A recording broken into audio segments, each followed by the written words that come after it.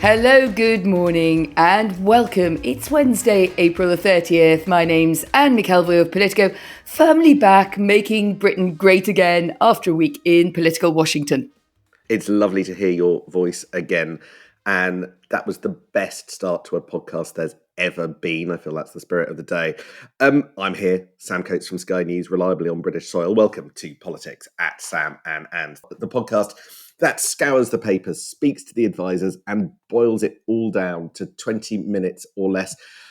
I'm quite tense, I'm not going to lie, and there's been a bit of a problem in our house this morning. I've actually run out of breakfast for the kids. So at some point, and there's no way of avoiding this, but at some point in the middle of this podcast, Deliveroo is going to turn up on our front door and the door bell will go, and I'm going to have to answer it. You can't have the kids answering the door at 27 in the morning. So when there's a doorbell goes, I'm just going to have to throw to you and you're going to have to fill, and I'll run and get the Weetabix and the bread and the ham and everything else that's an emergency order. Anyway, that is how this podcast works. So everyone's going to have to live with it. I'm going to be the breakfast filler, basically, while the Coates family. This is what I've come to. I'm actually I'm less a filler. scared of you than I am of my kids, Anne, I have to say. Fair enough. I think they do deserve their breakfast. So before you have to run and pick up your Weetabix, some housekeeping. Tomorrow, Thursday, is local elections day.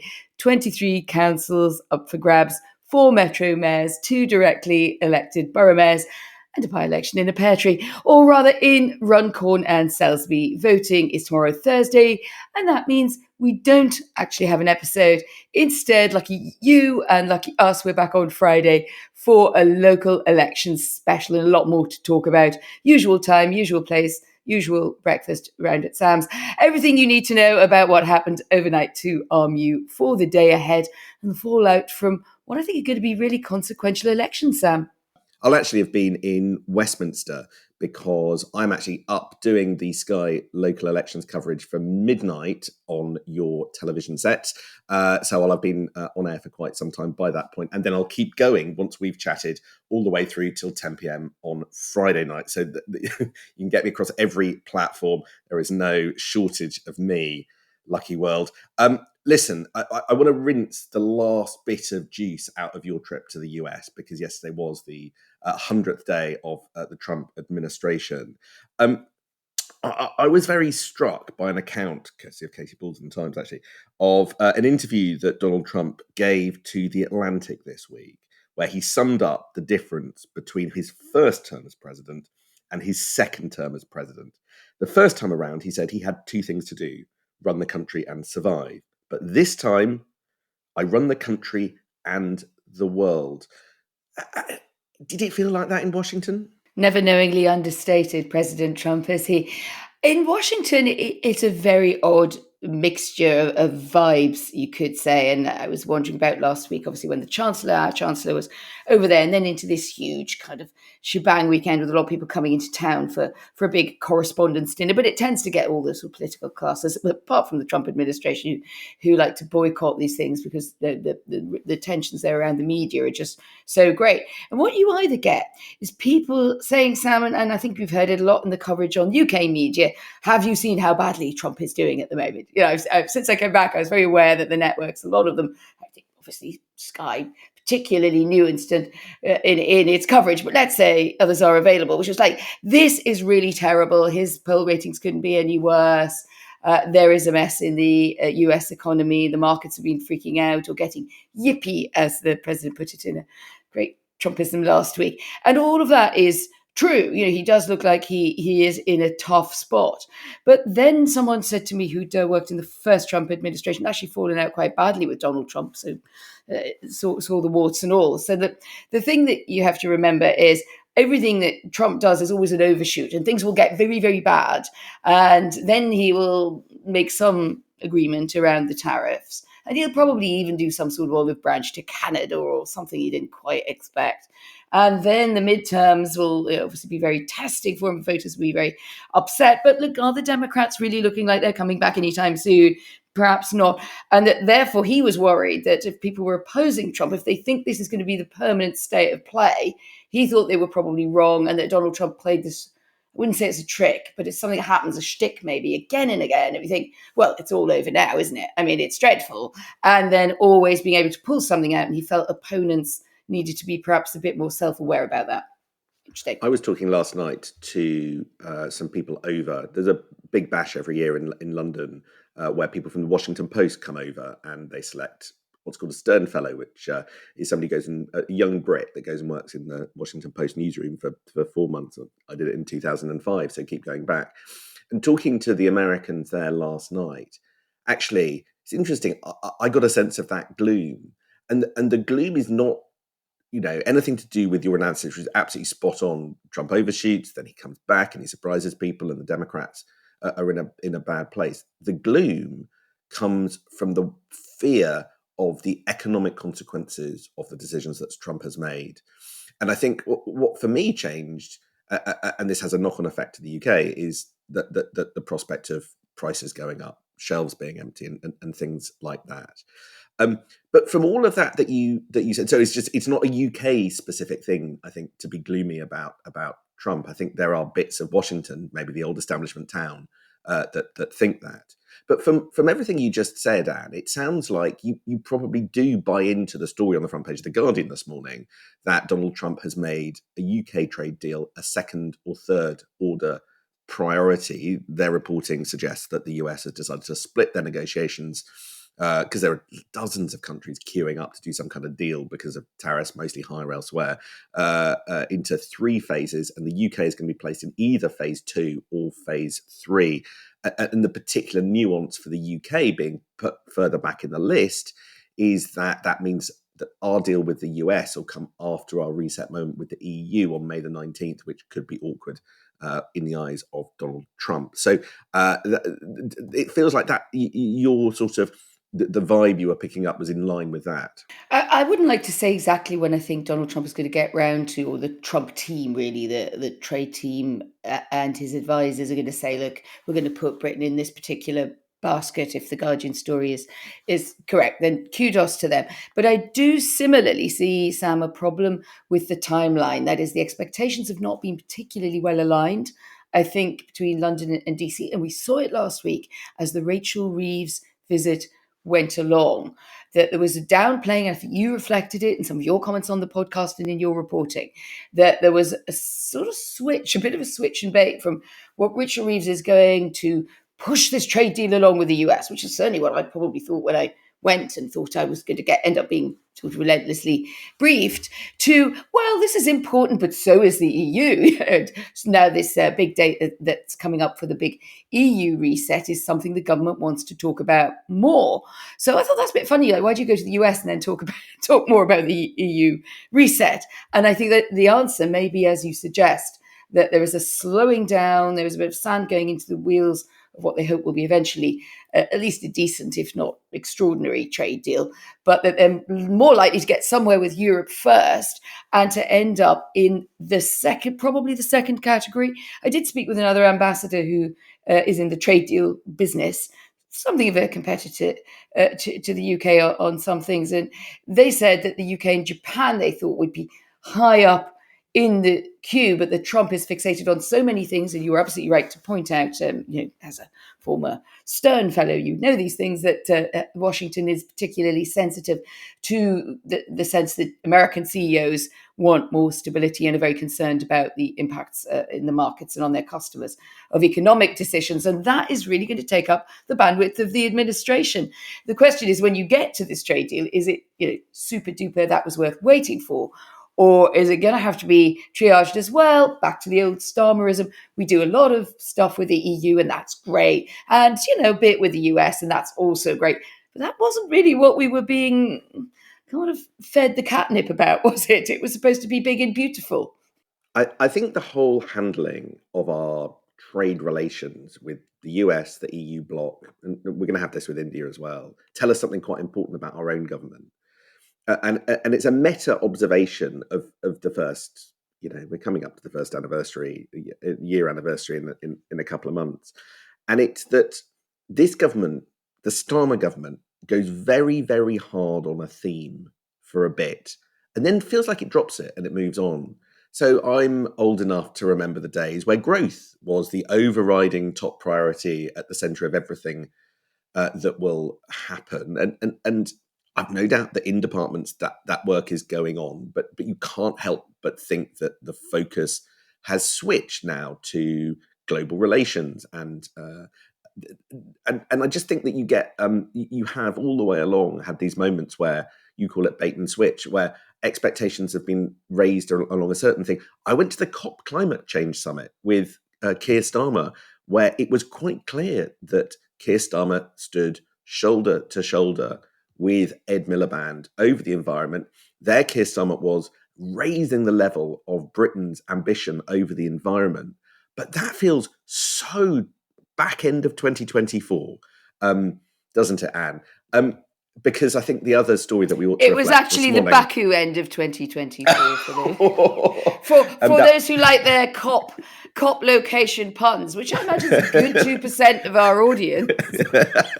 That famous climate change summit where we were both there but didn't see each other in a climate change summit sandwiched next to two oil fields in a country that likes to repress NGOs in a summit full of NGOs. But this all matters because there's been a really important intervention by Tony Blair.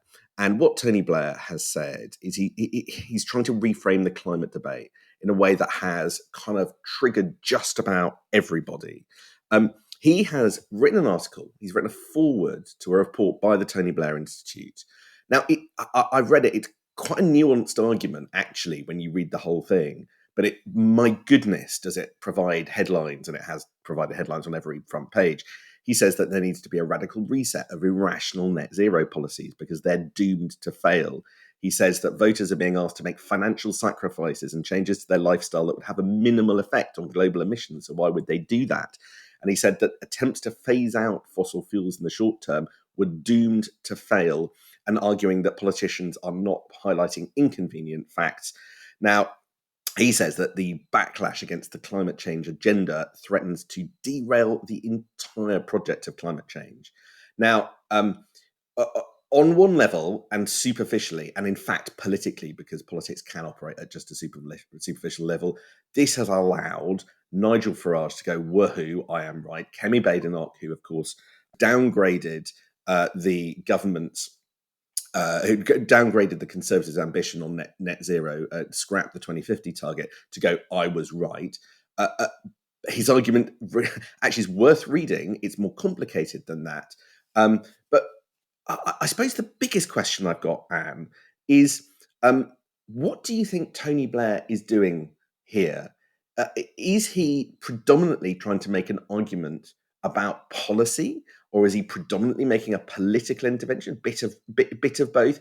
Like, who is the Tony Blair that we're looking at right now? That's really interesting. I mean, I think some people who are really pushing back on this, the Politico Playbook's got quite a lot of that this morning, almost seem to be suggesting that either Tony Blair's been sort of captured by the anti-net zero camp, which for the reasons that you point out, I think if you read what he says, is not correct. But in some ways, I think he's been captured by something else, which is a kind of, he sees himself as the permanent reality checker, I think, to progressive politics, sort of marking the homework of the government, which in some ways, I think on healthcare and on AI, I think he and his institute have come up with points in research which is quite helpful, and it's almost like acting like a think tank to the sort of back end of the Starmer government. Then I think there are areas like this where I think he's just triggered really by people he thinks, and I think it'd be hard to say he isn't looking at Ed Miliband in some guys here who thinks are just too... the old battles are the best ones. Well, exactly. And I think there is a sense that he feels that the zealots, as it's a very negative word to use, but that there is a sort of a sense that people who tend to get into the net zero argument at scale can sometimes forget how it is landing with ordinary voters, etc. Now, we've seen Blair do something similar. Sam, you know this because you reported a lot on it, on immigration. And again, he was marking the homework, wasn't he, of the centre left, saying, you guys missed the point, right? It's immigration, stupid. And I think that is something, a bit of the tone here. Yeah, often I think the problem for Keir Starmer is that Tony Blair makes the argument better than he does. I mean, he's still first in class at advancing an argument, confronting inconvenient facts, selecting the right bits of evidence. There's just nobody who writes like Tony Blair or has a speechwriter as good as Tony Blair in this Downing Street. And I think that oh God, I'm going to have to go to the door. I'll be back. Just hang on a second. That's great, because I get now to mildly disagree with Sam while he's gone off to get the Deliveroo. So I think it's true to an extent that when you hear Blair speak, that he is best in class when it comes to that. Where I'm not so convinced is whether the style of this kind of report, other than getting to the top of the agenda and making life rather difficult for Labour, where it has green challenges in the local elections. A lot of people in Labour thinking this is an oddly timed interview. Oh, here comes the breakfast. I now have to fight against the breakfast packaging. I do think it's odd timing, though, Sam. And I mean, when you think, yes, he's politically very skilled and no one puts a case, I think particularly when he's speaking. When he's writing, I'm maybe less convinced than you are on some points. To me, it reads like a lot of editorials I remember being run at The Economist, where I worked for a lot of years, which is, a big shebang, and then it tells you that the answer is more carbon capture storage. I mean, yes, but the big questions there: who's going to pay for carbon capture and storage? Why is that industry not growing faster? A lot of it was reliant on governments investing in it. It still comes down to that, or somebody being the payer, and some of the other problems with that technology. I mean, I think he's right to point out in the long term, it's much better to be going there than just consumers thinking that the burden is falling on them and they're always being nagged to get a heat pump. I think he's right about that. But I think that funny mixture of sounding like he's an economist leader writer in a week where the party that I think in some senses he still aligns himself with is about to fight tricky local elections, and where that one of their, at least, well, two of their enemies actually, Reform and the Tories, are both saying net zero is dead. I think you could question the wisdom of the timing of the intervention. I think that's absolutely fair. That's absolutely fair. I suppose where I come from is I was talking overnight in a series of sleepy voice messages, which is how you communicate to get information for this podcast. With one of the sort of most thoughtful members of the kind of climate change and environmental movement. And they were saying, look, that where, and of course you would expect them to throw their hands up in horror at what Tony Blair is saying, and that they do, particularly around some phrasing about attempts to Tony Blair saying, don't try and stop fossil fuel usage for now. And I think that language, I think, has worried people. But they do concede that Blair has an absolute point, that they think that should be much, much more front and centre. And in fairness, I think Starmer gets this, which is that if you have a democratic deficit, as we have done with environmental politics, it's all been done through the courts. It's done using legal targets. Politicians haven't made the case, and it's done at the expense of people. Literally, it pushes up people's bills. Then, of course, there's going to be a backlash. And reconciling the whole picture of climate change politics, which involves really difficult choices for people, has never been something that Theresa May wanted to do, that Keir Starmer particularly did. He went to Baku and he talked about raising a target in decades' time for Britain's emissions, and didn't spell out how he was going to do it. So, absolutely guilty. And Blair is saying, you just can't keep doing that. And the thoughtful members of the environmental movement are going, yes, we know, because it just creates problems, it creates backlash, and ultimately makes it harder to get to net zero. So small p politics, I think the timing is going to drive everybody bananas. But most things that Tony Blair does that anyway. But I think, as for the argument, if you really believe in net zero, you've got to have a more honest conversation. I think it's helpful to have somebody from the centre left doing that, because only the centre right are having that conversation, it feels like. So that sounds right. I suppose that you could say, if you were on the more soft left end of Labour, with your sensible soft left, you could say, it's funny, isn't it, how it always seems to be on the more right of centre talking points. And I think what has happened, to be honest, is I think Blair in this incarnation, since he's been at his institution, I think what he sees is that the challenges from climate, the challenges from technology, from AI, etc., demand answers which fall outside the comfort zone of even the intellectual centre-left as we have known it in this country. And that's why I think he does, and you've given a good nuanced account there of what he was saying, and that's the way I think he sees it. I don't think he thinks of himself as shooting off to join Kemi Badenoch's view of net zero. But as we say at Politico, politics is raw. Politics is about timing. Politics is sometimes about tone. And if there are lines in there that say, well, you can't go on like this because voters won't wear it, people will say that sounds a bit like you think the Keir Starmer and Ed Miliband in particular aren't quite waking up and smelling the freshly delivered coffee to the Coates household. Listeners to Politics at Salmon and also won't wear us wanging on beyond the alarm, beyond the 20-minute mark. So I'm going to draw it to a close. This is the first edition of the podcast where I haven't heard anything because there was quite a substantial answer given by Anne while I was answering the door and picking up the breakfast. Breakfast has been delivered. The podcast has been delivered. So let's pull down the shutters on today and say we will see you on Friday morning. Friday morning, nothing tomorrow. So we will see you on Friday morning for Politics at Sam and Anne's, where I won't be at Sam's. I'll be at work because of the local elections. Can't wait to see you then. It was my distraction tactic, Sam. See you on Friday for a big wash-up on the elections.